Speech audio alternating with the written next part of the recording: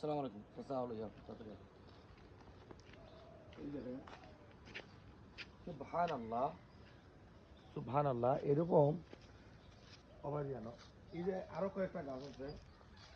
সুবহানাল্লাহ আলহামদুলিল্লাহ দেখাই আর কয়েকটা গাছ আছে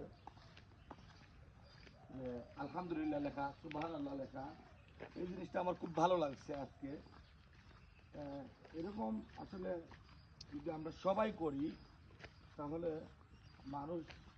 ইসলাম প্রচারে অনেক কাজে লাগবে আমি মনে করি নিঃসন্দেহে অনেক ভালো একটা কাজ এখানে কি লেখা